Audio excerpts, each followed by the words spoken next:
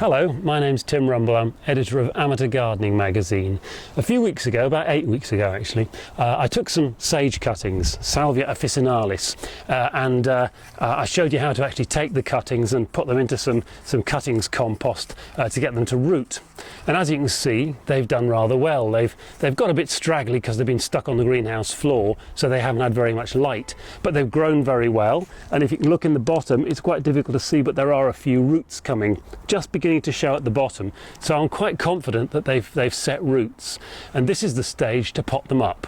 So what I'm going to do is take them out of this pot, and I'm going to split them into individual plants. I've got 1, 2, 3, 4 in here, and I'm going to pot them up individually into 3-inch pots with some John Innes compost, because they like a soil-based free draining compost, and that's actually a mixture of number 1 and number 3 because I didn't have any number 2, which is the one you should use. If you remember, these little wooden supports here were to support a plastic bag over the top of the cuttings when I first put them into the compost. The reason for that is if the leaves touch the edge of the bag and they get wet, they'll rot. So what happens is this pushes the bag out and stops it from touching the leaves. So that actually helps the cuttings to get going.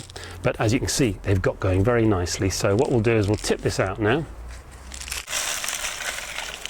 Okay, you can see some nice roots formed around the base here. So what I'm going to do is I'm just going to gently tease these apart, very gently, because the roots will of course wrap themselves around. So you just want to ease them open like that, so they just gently fall apart. So each one has got a nice big chunk of roots.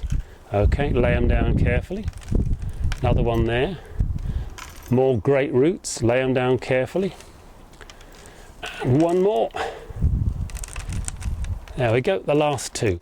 So here's our pot. We'll just put a nice splodge of compost in the bottom like that, okay, to sort of settle the plant in. We'll take our cutting, lift it up and drop it in like that. There we are, that's not bad. It's a little bit high, but that'll be fine. It'll settle down once the compost's in. So I'll just trickle some compost in around the edge.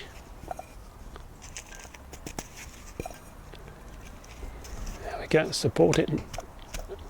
Tap the pot to settle the compost down around the roots.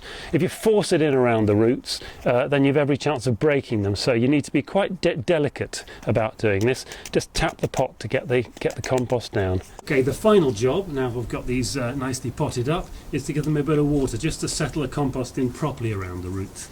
I've got a spot here, just gently water over the surface, let it soak in.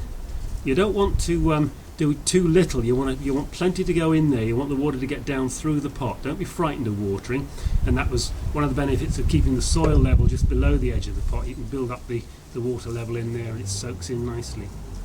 There we go, just soak those in, make sure they get plenty, a little bit in each one. And that one there, the last one. There we are. Now that water will help to settle the compost in tightly onto the roots and start feeding the plants and get them growing again. Best to keep them in a cold frame or somewhere at least out of the worst of the weather. Tuck them in a corner, a bright corner, if you haven't got a cold frame over winter. In the spring I'm going to pinch the tips out. I think it's a bit early to do that now, so I want them to settle in and get growing.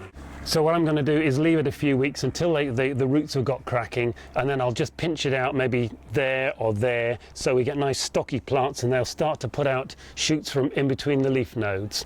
So we'll get a nice branched plant, and that will grow on well next spring and summer to produce some quite decent sized sage plants, and then they'll be great for the garden, they'll be great for picking, for cooking, and we'll get some lovely blue flowers off them if we plant them out and give them a bit of space and sunshine. So that's it, how to take sage cutting second stage.